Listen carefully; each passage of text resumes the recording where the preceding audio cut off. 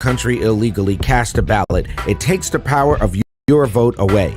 Visit onlycitizens.vote to find out how you can contact your legislature and get them to pass a citizens-only voting amendment. Again, visit onlycitizens.vote and defend your right to vote. NASCAR. Do you like a Tribe Called Quest? Well, you gonna love the Urban Conservative.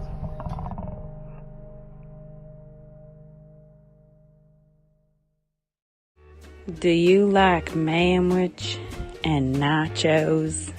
Well, then you love the Urban Conservative. Do you like guns? Do you like butter? Well, you're gonna love the Urban Conservative. Yo, what's good, son? You like pit bulls, say? You like solving Sudoku puzzles? Then you gonna love the Urban Conservative.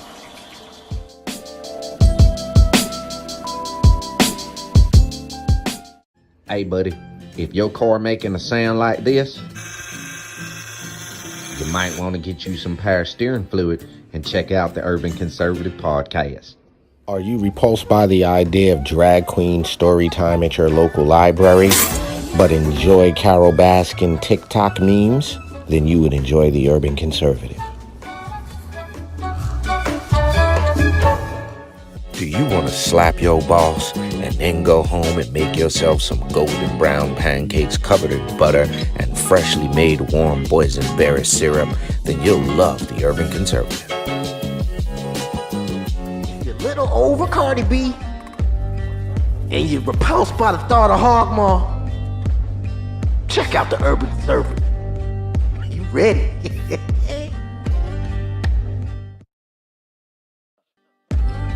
If you think the earth is flat and always on that weird side of YouTube, check out the Urban Conservative. They'll set you straight.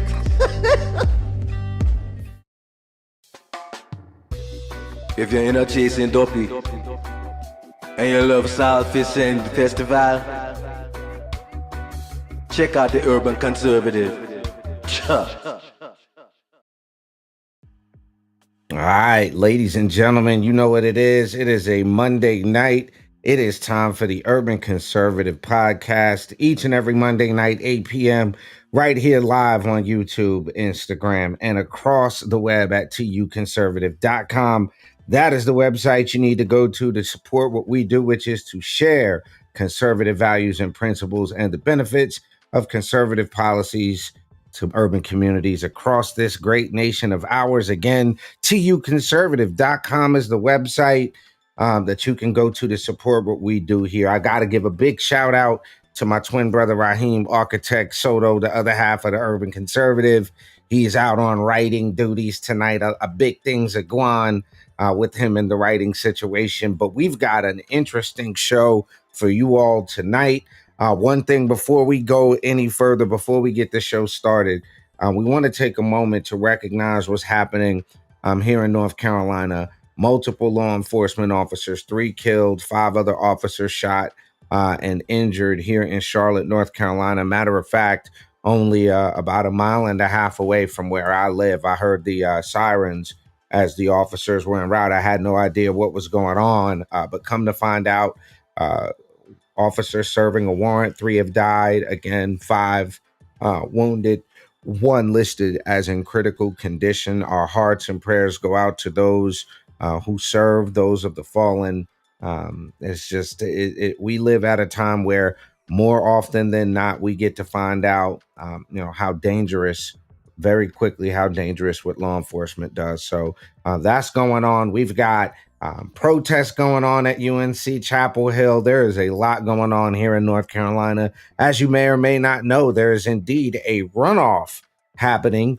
May 14th is the date you need to go and vote in the runoff if you're a Republican or an unaffiliated that pulled a Republican ballot in the North Carolina primary.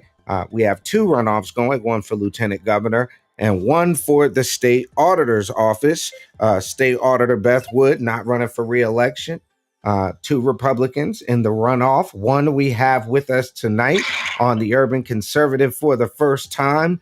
Looking forward to a lively conversation. I've seen this gentleman across North Carolina staying busy, hitting district conventions everywhere he could be. Ladies and gentlemen, for the first time on the Urban Conservative, welcome Dave Boliek. How you doing, brother Dave?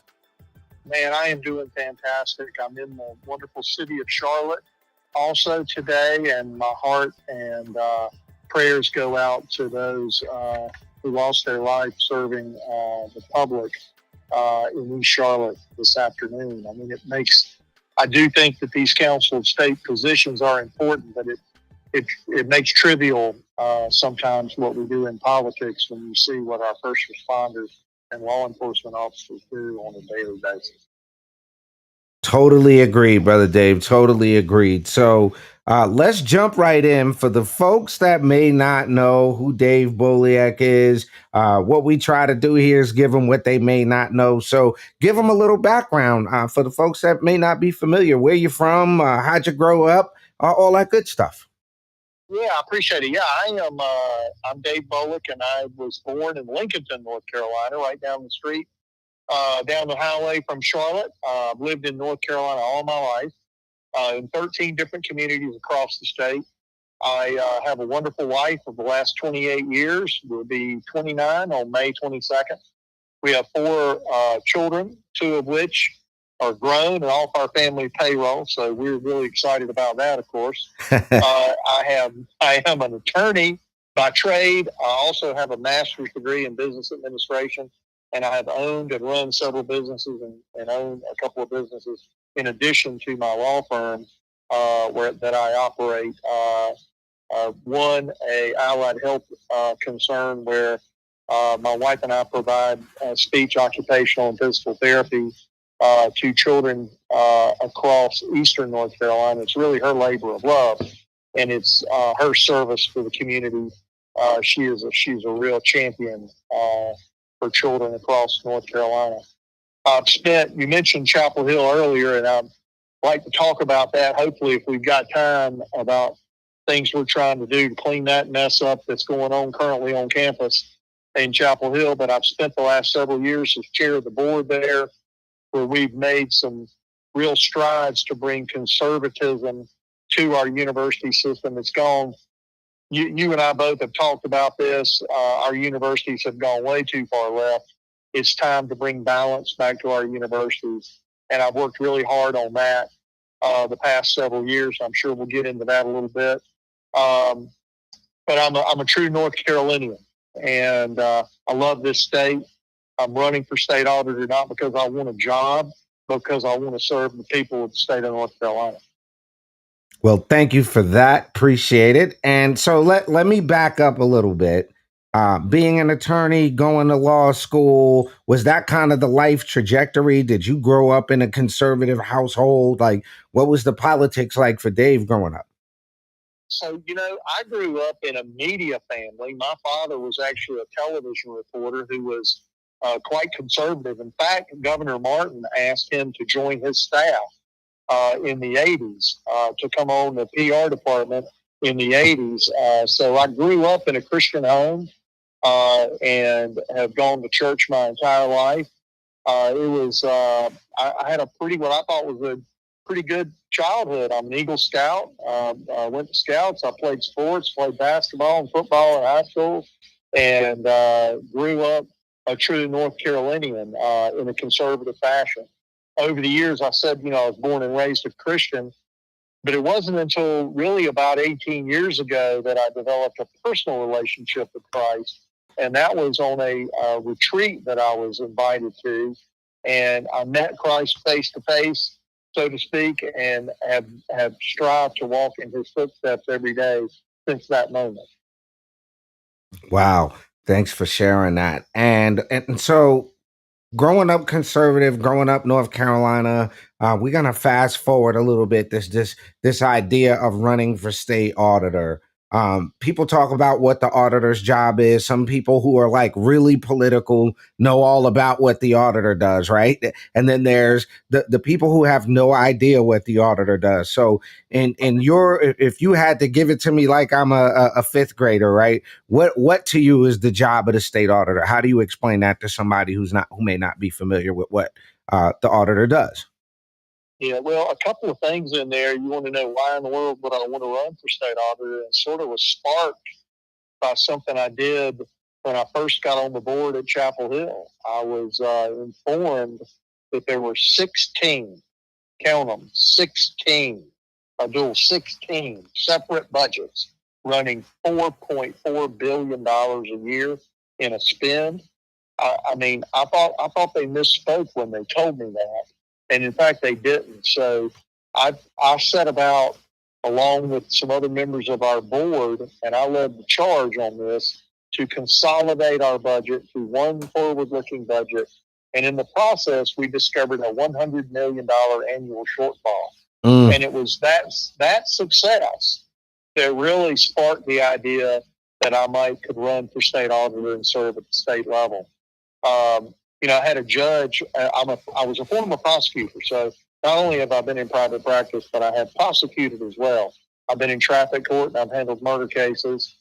So I've got a lot of experience investigating and get to the bottom of things.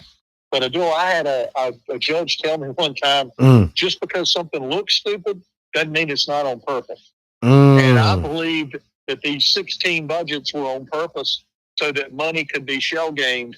Well, again, there's a few things, if I never do anything else in my public life, I'm proud of, and that's certainly one of them. But to your second question, which is what in the world does the state auditor do? Well, obviously the state auditor serves on some important boards like the local government council. But in the day-to-day bread and butter operation of the state auditor's office, the auditor is responsible for three types of audits. One is a financial and compliance audit. And most of your listeners, when I say that, will know pretty much what that means. And it means just what it sounds like, that you track the money, audit state agencies and folks that hold state money to make sure that the money they have is being spent in the way it was intended and is being held with the proper fiduciary capacity. And there's nothing corrupt or missing in terms of the books. However, the state auditor is really authorized by statute to accomplish two additional types of audits. And those two other audits include economy and efficiency audits. And I think we can all agree government can be more efficient. So the auditor is responsible for auditing our state agencies and folks that operate with the state, that contract with the state for economy and efficiency measures. The auditor is also tasked with taking a look at program results. And those are programs in the state government, taking a look at those programs, and really, in my estimation, asking one question, and that is, what is the return taxpayers are getting for their dollars? And if that question can't be answered in a positive manner, then I think it's incumbent upon the state auditor to take a look at those programs and make a recommendation to the governor and the legislature to defund those programs. All right. Ladies and gentlemen, we're kicking it with Dave Boliek, who is running for North Carolina State Auditor. There's going to be a runoff election on May the 14th. We're going to talk some more about what's going on here in North Carolina after this very brief commercial break here on the Urban Conservative Podcast. It's a Monday night. We talking North Carolina politics. Don't go nowhere. We'll be right back. Country illegally cast a ballot. It takes the power of your vote away. Visit onlycitizens.vote to find out how you can contact your legislature and get them to pass a citizens-only voting amendment. Again, visit onlycitizens.vote and defend your right to vote. Doesn't mean you have to vote Democrat. This year, in order to see benefits for our communities, we need to vote outside the box. Find out more by visiting us at tuconservative.com.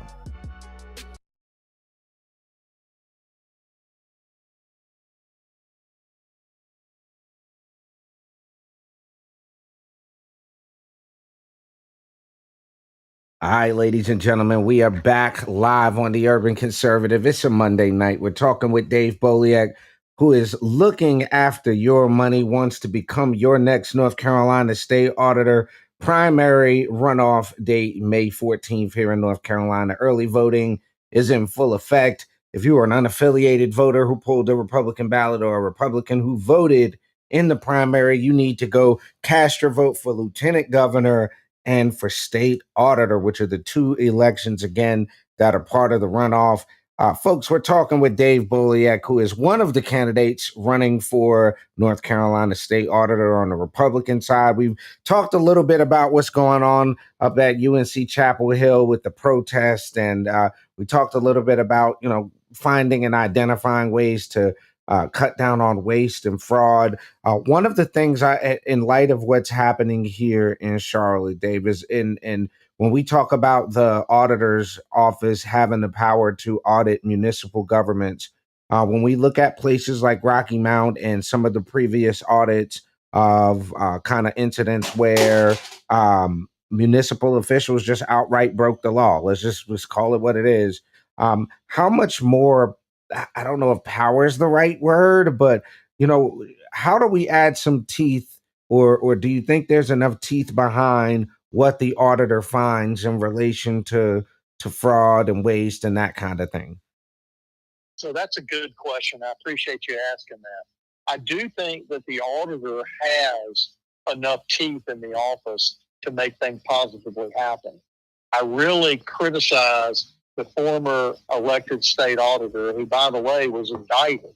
I mean, look, we got to start there in terms of moving forward in our state auditor's office. We got to bring integrity back to the office.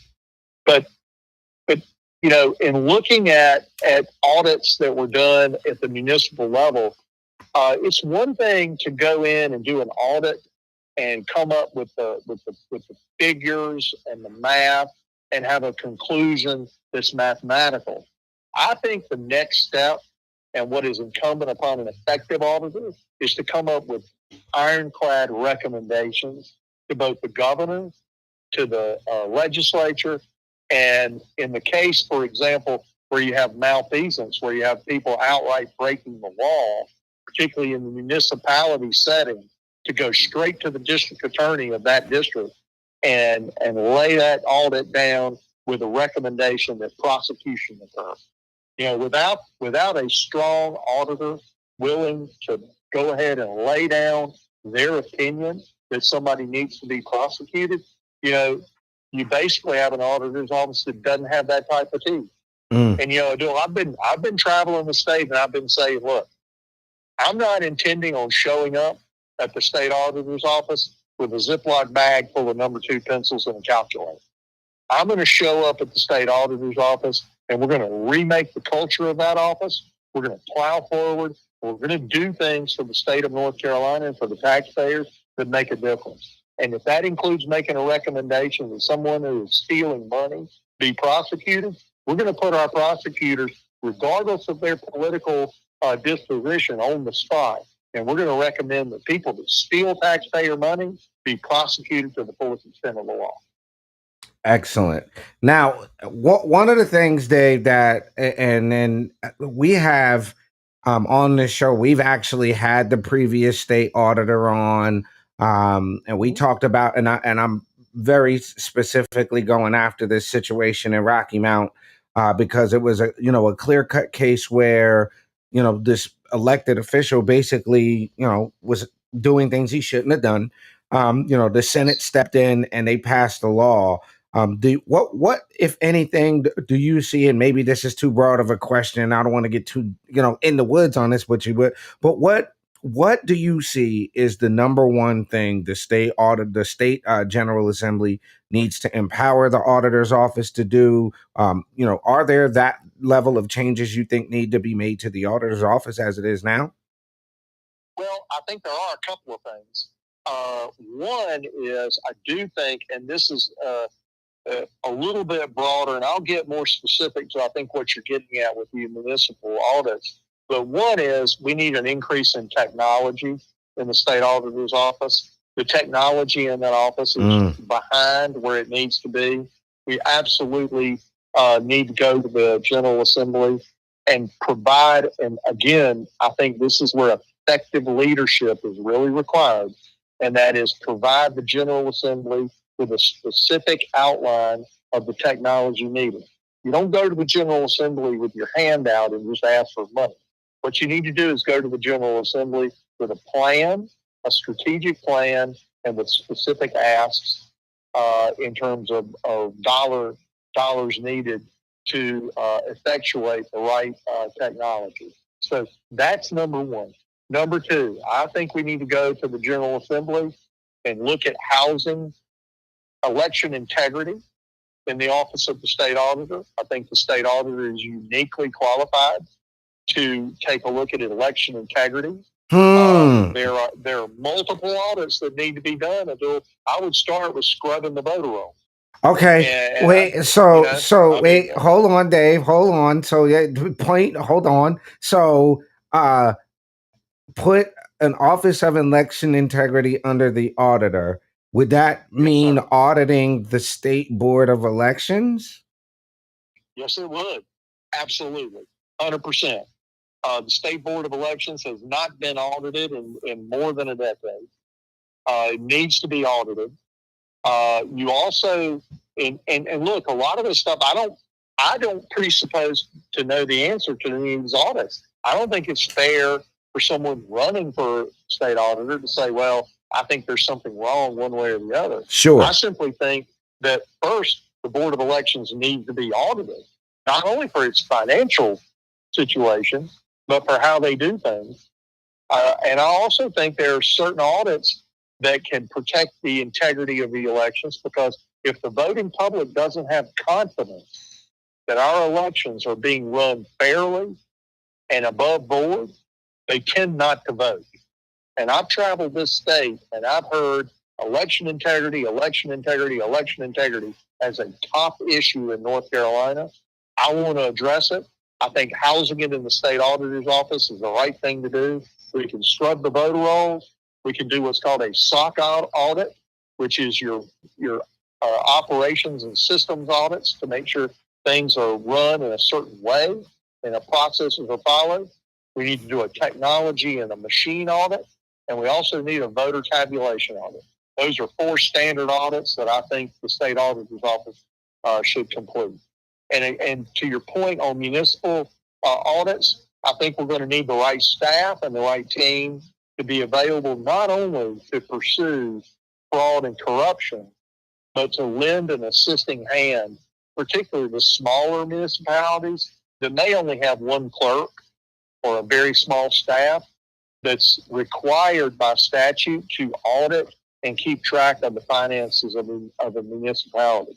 I think the state auditor's office can serve not only as the office that looks at fraud and corruption, but can also be a helping hand to smaller municipalities to assist them with auditing their books to make sure they don't have a problem. Indeed. Ladies and gentlemen, we're talking with Dave Boliek, who is running for North Carolina State Auditor. You're hanging out with us on a Monday night on the Urban Conservative Podcast. Let us know where you're watching or listening from live so you get a shout out on the podcast.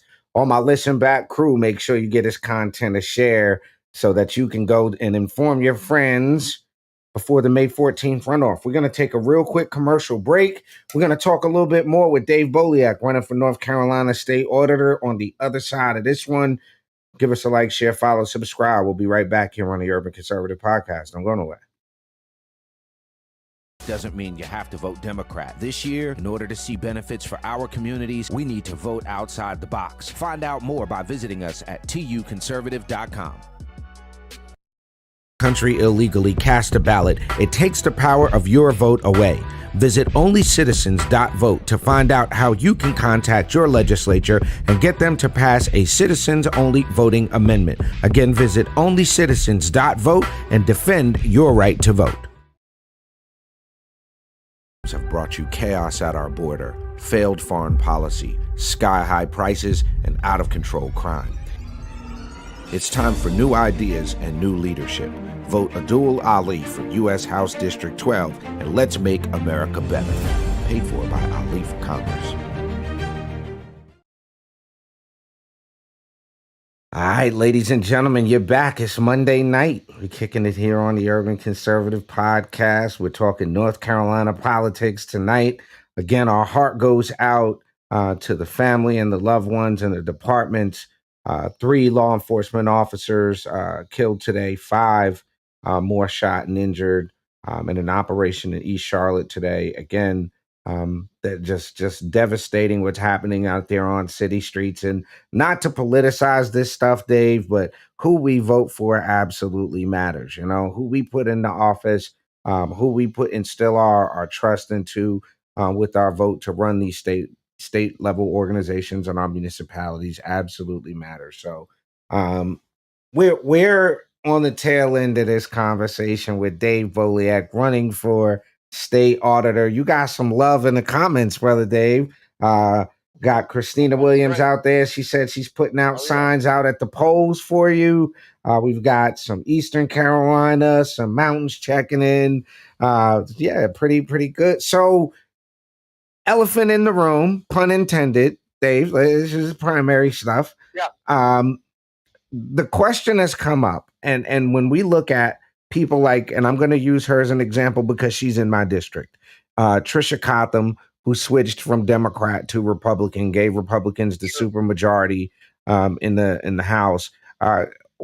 What do you say to those that might be on the Republican side about your reception in the GOP? Being a registered Democrat, like, how do you address that when that comes up? Well, I'm not now. Obviously, I'm a registered Republican. Right. And a proud registered Republican. It comes up because I'm an Eastern North Carolinian. As you know, and you've heard, and you and I have talked about this offline, conservatism is what you do, not what you say. And I have been a lifelong conservative. I've lived in Eastern North Carolina. The Democratic Party left me a long time ago. Not really decided to seek office look, I've learned a lot. I'll tell you, I've learned about how important primary politics is. And I tell people transparently that I was a general election kind of guy. And let me tell you, these primaries are important. And I consider myself to be a smart guy, but I'm also somebody that will look myself in the mirror and say, I've learned something. And one thing I've learned over the last year is really how important primary politics are. And quite frankly, should have been involved more earlier on in Republican primary politics. But, I'm not that much different. I mean, from many leaders across our old former leaders, Senator Jesse Helms, who was a former Democrat, Senator Locke Fairclough, and our own President Donald Trump, who was a former Democrat. For sure. Who in my estimation, has done more to open up the Republican Party to everyday folks than anybody, certainly since Ronald Reagan. And he certainly opened up the Republican Party to me. I'll tell you, I have been welcomed with open arms in the Republican Party. And I'll give you an example of how North Carolina is changing and how conservatism and Republicans can be proud. Just last night, night before last, I was in Robeson County, which is Lumberton, North Carolina. Senator Danny Britt is a Republican senator from that county. I know that guy, really good guy. Great guy. He ran 76% of the voters in his district when he ran was Democrats, and he won as a Republican. Today, 47% of the folks in his district are Democrats. So he's flipped now almost 30% of the vote in Robeson County. He and Representative Jared Lowry down there have flipped that part of North Carolina.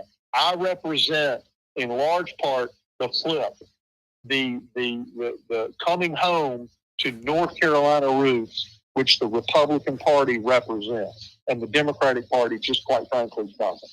Well, you can't see this, but on your screen, ladies and gentlemen, I'm showing y'all Dave's website has a list of groups that have come out to endorse Crystal Coast Tea Party, Citizen Advocates for Accountable Government, Conservative Coalition of North Carolina, Liberty First Grassroots, New Group of Patriots, Sheriff Donnie Harrison of Wake County, Jim McIver of Bladen County, Phil Berger has come out, Danny Britt, Dave Craven, Ralph Heiss, Mike Lazzara, Brad Overcash, Bill Rabin. Okay. You got Tim Moore, John Bell, Brian Biggs, the proverbial who's who list. I see Jason saying Chris Humphrey. I see Chad Brown. You even got Jim Key coming out in support of you. Now the folks at home can see Jim this. Key's a great guy. You know, he and I got to be really good friends on the campaign trail. I think a lot of Jim. Jim is a great guy, good friend of our platform here. Great dude. Clearly, you've been kind of accepted by a lot of folks across the Republican spectrum, and then maybe accepted not being the right word. Welcome should be it should be the word. But what are you looking forward to seeing? Should you get past the primary? What do you think is going to be the biggest thing? Challenge for you in the general, if there's one thing you would say this might be the area of concern. So what are you looking at for the general election should you get past the primary? Well, one thing on a positive note is the grassroots support that we've gotten, because I really consider myself a grassroots candidate because I am out here, and you see me. I am at every GOP event that I can get to, because I want to shake hands and I want to hear directly from people, and I want people to meet me face to face and size me up and question me and really test me, because that's just the kind of guy I am. I'm a regular guy. I'm approachable. But moving forward into the fall, we got to have a junkyard dog, so to speak, in this race for state auditor, because the Cooper appointee in this race is going to be well funded. You can rest assured that the liberals and the Democratic Party do not want to give up the state auditor's office. Clad hold on that office, and the last thing they want is a guy like me to go in there and start tearing apart the mess they've made out of state executive functions, thanks to Roy Cooper and Josh Stein. So, we need a fighter, and I'm a fighter, and that's been my mantra. I'm going to go out there and I'm going to take on the Cooper appointee, and I'm going to not hold back any punches. I'm just not going to do it. If you want a guy that's going to go in there and count numbers and give you some kind of milquetoast audit, I'm not your guy. Don't vote for me. If you want a guy that's going to go out there and fight for the taxpayers of North Carolina, and is going to go out and root out corruption, root out fraud and waste, look at efficiency, and take on the big issues of North Carolina, like the DMV, making that more efficient. Can we get an amen that the DMV needs to be I do not. That is a soapbox that you do not have the link. It is a nightmare. It is a train wreck. And if you want milquetoast, don't vote for me. I promise you, don't vote for me, because that's not me. I'm going in there to get things done. I don't need a job. I want the job of state auditor because I want to serve the people of North Carolina, not because I want a 9-to-5 job. That's not what this campaign is about. This campaign is about making things happen on behalf of the taxpayers of North Carolina and standing up for what's right. I believe North Carolina is a red state. I'm a conservative, and I'm going to push a conservative agenda. We'll do the right thing and be fair. And we're going to look at it across party lines. If people in the Republican Party are not taking care of taxpayer money, we're going to call them out. But if people in the Democratic Party aren't doing it, we're going to call them out too. But we've got to have people of action in these council of state positions. And I promise you, I'm a man of action. Well, thank you for joining us tonight. We got Dave Boliek, ladies and gentlemen. Before you go, Dave, don't go anywhere. You can't hear it, but on your screen, ladies and gentlemen, you see Dave's commercial. I had to play this, so stand by, ladies and gentlemen. We're gonna play Dave's commercial real quick. 48, 49, 7, 8, 9, 55, 56. Dave runs a tight ship. 7, 8, 9. Honey? I made breakfast. 55, 56, $57.44. Dad makes us keep track of every penny. We've talked about wasteful spending. Nothing gets by Dave. Nothing. 48, 49, 50. Honey, You need David Raleigh auditing state spending. boys, But we really need David Raleigh auditing state spending. boys. Conservative, Republican, Dave Boliek for State Auditor. I don't know, Dave. You're in the top. That's a top 10, top 5 political ad of the year so far. That's a good one. Nothing gets. Man, I appreciate That's it. a really good ad, man.